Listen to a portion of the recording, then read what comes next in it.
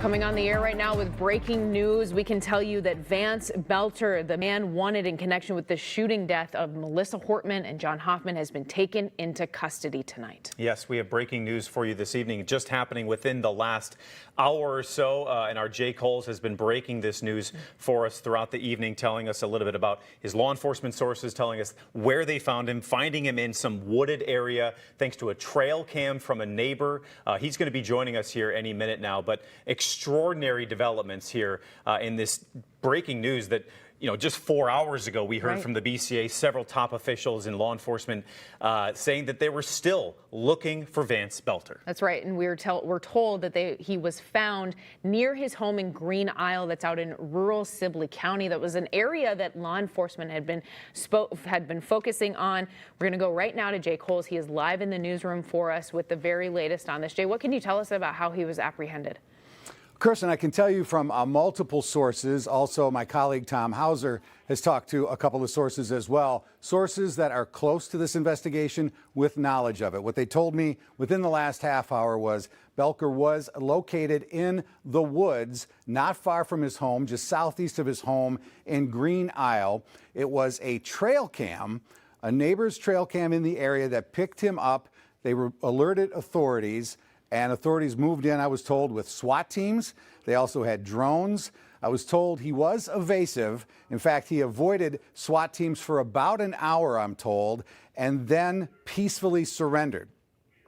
Now, both of my sources were not certain if he was armed at the time, but they did say he surrendered peacefully. In fact, they thought he was getting a little bit tired. He avoided the drones and then eventually came out with his arms up and surrendered peacefully. So we can tell you, and I don't know if he's in federal custody right now or if it's with local authorities, but I can tell you through multiple sources and Tom Hauser, my colleague with his sources, that he has been taken into custody peacefully. And we're continuing to work this to get more details, guys.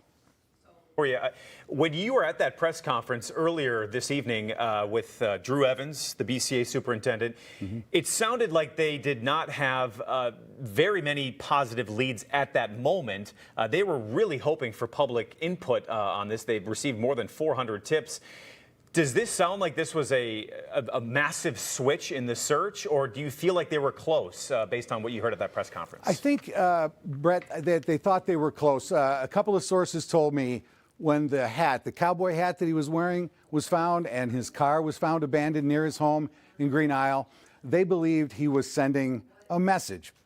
In other words, those things weren't put there randomly or by accident. And the message was either come find me or this is a diversion and you're not going to be able to find me. So they started working that area based on that hat and that car, both of his, that were located earlier today. So they did start with the idea he could be in the area. He's very familiar with it. And of course, he was leaving them, as my sources said, some breadcrumbs.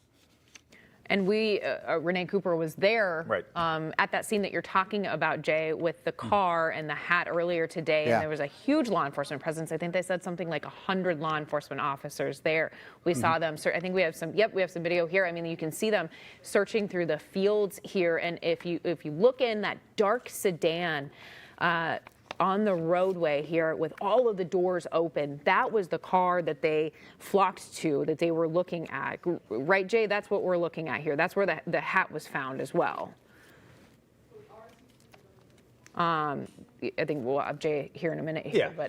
But again, this and what we heard from Renee is this scene was evolving throughout the day in Sibley County. It was a huge presence in position A, and then they would move to position B. So a fluid situation down there in Sibley County, of course, where one of Boelter's homes is. Right. And so clearly they got that trail cam alert, and that's what led them to this location. And this area is about 6 or 7 miles from his home in Green Isle. This is all in Sibley County here.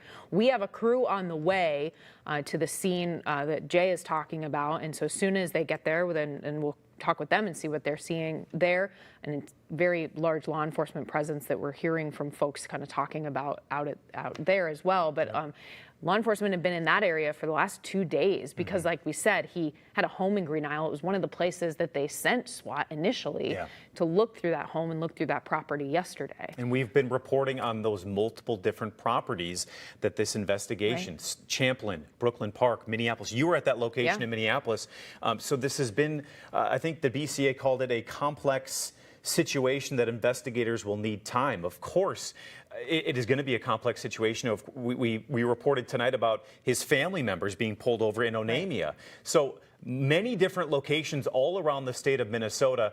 And here we are, authorities taking into custody in Sibley County. The BCA Superintendent Drew Evans said earlier tonight during that press conference that they were in touch with not only his family, but other individuals that he had had contact with, including, we believe, David Carlson, who was a man who was renting a room in that house in North Minneapolis to him, who'd received an alarming set of text messages from him. So investigators have been working really hard the last couple of days trying to just find any avenue to where Boelter has been.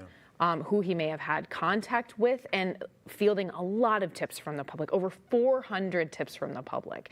And if you remember yesterday during this intense manhunt, and even today, they were telling the public any tip that you have, whether it's small, something that didn't seem right or seemed off, like call it in so that we can start to investigate that. And so that certainly must have happened here. And in our newsroom, how many tips did this is such public interest. So many people wanted Vance Boelter to be taken into custody because of this horrific crime that he's accused of.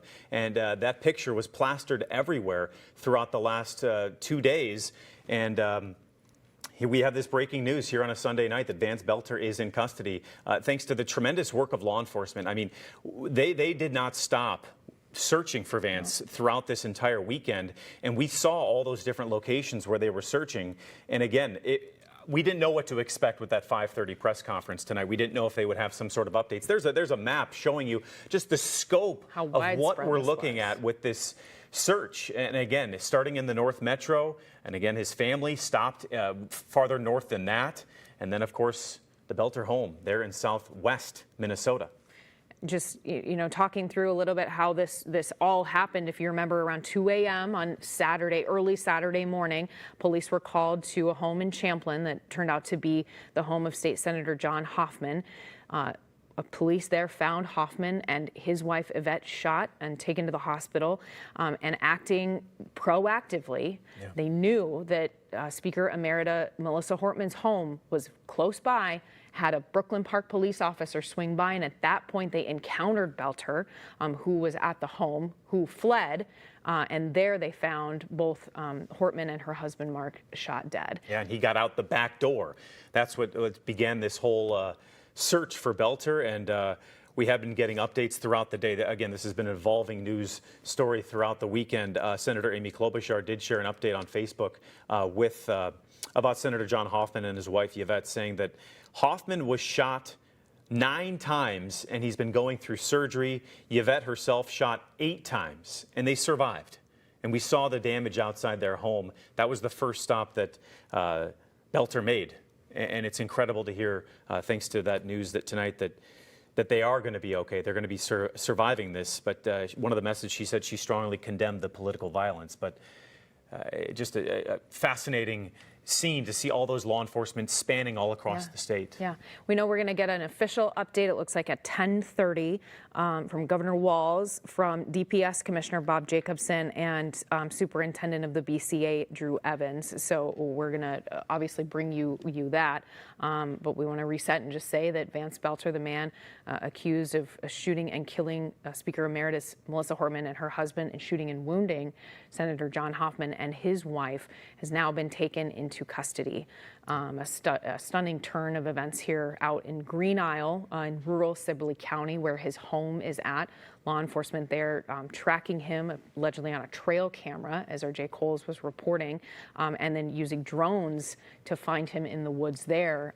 Him saying he was evasive at first, but ultimately sounds like came out with his hands up, and they were able to apprehend him. And there was questions during that press conference when they were saying, is he out of state? Is he out of the country? I mean, it's been 2 days almost. And so people were wondering how far he may have gotten. I mean, he had 3 cars. Is that correct? Yeah.